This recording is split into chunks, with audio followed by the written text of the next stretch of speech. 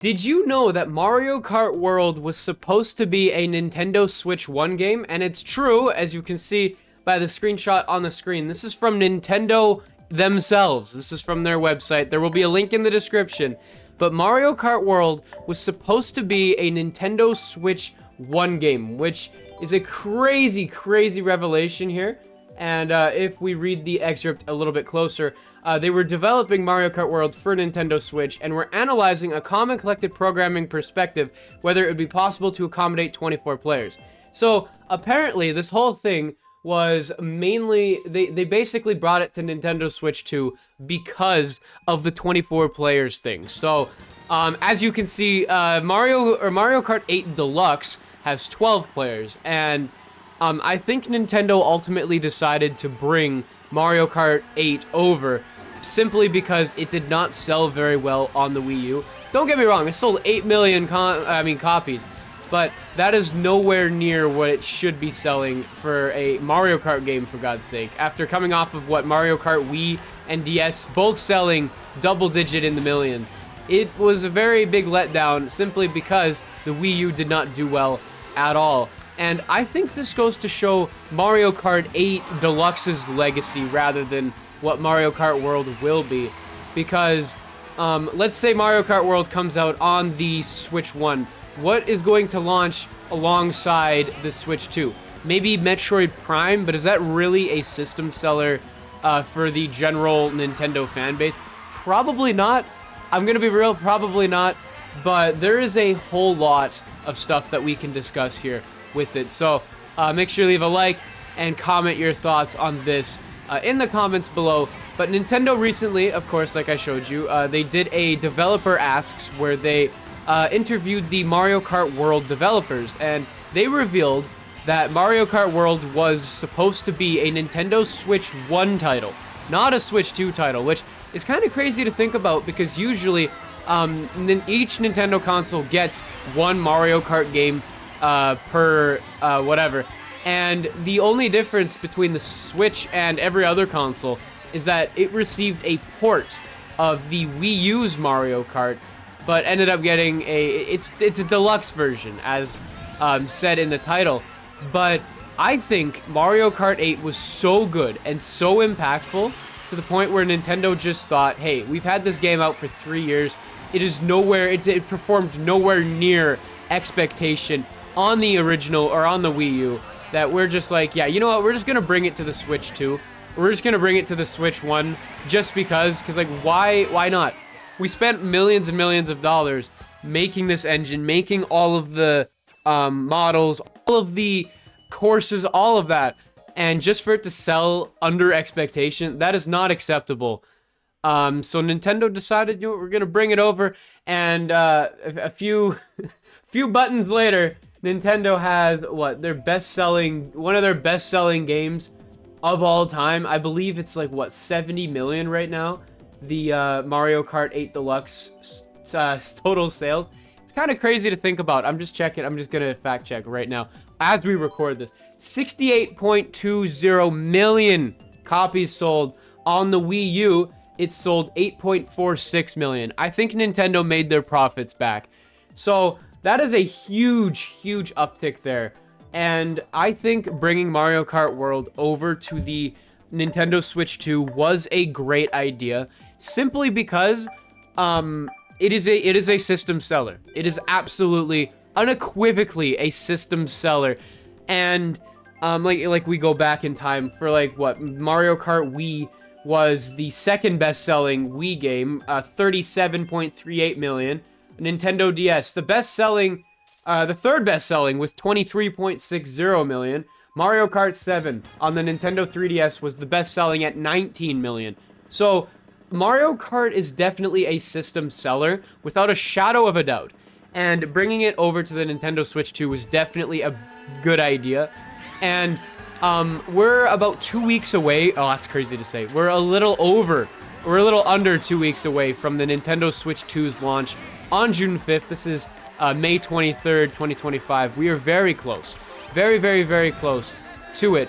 And, you know, there's been some controversy with the price of Mario Kart World. There's been controversy with even the Switch 2's pricing in general, having a Mario Kart game on launch is incredibly huge. And the reason it probably wouldn't have even worked on the original Switch isn't even just because of the 24 players. It probably also extends to the fact that there's an open world mechanic. Not saying that the Switch can't handle open world, but probably with 24 racers on, it's different than a Breath of the Wild situation, because the Switch can handle that. But can it handle 24 racers at once with like a Fortnite-style map in 1080p 60 frames? No. Not even just a maybe no. Like, it just can't. It simply can't. So it's really, really cool that we're going to get such an expansive Mario Kart game. One that breaks the boundaries of what a Mario Kart game even is at this point. And again, I'm very excited. We will be covering this on the channel, but I figured it would be pretty interesting to discuss how Mario Kart World almost ended up on the original Switch, which, again, very, very, very crazy. But I want to finish this video by just talking to you guys about the plan for this channel, about just what we're going to do with Switch 2 on launch. We will be streaming Mario Kart World on launch day. I don't think it'll be midnight, like I previously teased, but we will be uploading a unboxing video of the Switch 2. No idea when that is going to be filmed. I don't know if I'm going to wait until morning there, but there's a whole bunch of stuff that will be going on launch day. If you're interested in all Switch 2 stuff, please make sure you subscribe to this channel, because we will be covering absolutely everything. I've already got the GameCube controller ordered. We're going to see how we're going to see if that works on a variety of different games for the Switch 2. There's so much stuff that we can cover and that we will cover in the meantime. But apparently, just circling back to the Mario Kart World thing, we'll do one more race. But there's a whole bunch of other things in this interview that Nintendo also revealed. But Nintendo also said that they would have to have made Mario Kart World 30 frames per second on the Switch 1 if they were to release it, which, yeah, that's not good. That is not good. There's been a lot of negative feedback towards just the Switch's overall, it hasn't aged very well, to be completely honest with you. Has not aged very well compared to every other console that's come out before it, with PlayStation and Xbox making the jump to 4K. Nintendo needed to do 4K in the grand scheme of things. Like, I went into the Switch 2 Direct not really expecting Nintendo to do something as crazy as 4K, because, I mean, we've gotten to know them so well over the years. They don't really push that boundary when it comes to graphics. They love to focus more so on their games, which makes sense. That makes sense, because a lot of Nintendo's consumer base is more casual, and they want the games to be good. They don't really necessarily care about the quality or the graphics of them, I should say. And I think as time goes on, Nintendo realized that they weren't going to get away with another 1080p system. In 2025, I don't think so. I don't think so. And the fact that they did 4K, and they're doing the voice chat, they're doing all of these things that, yes, they've been requested to do for years and years now.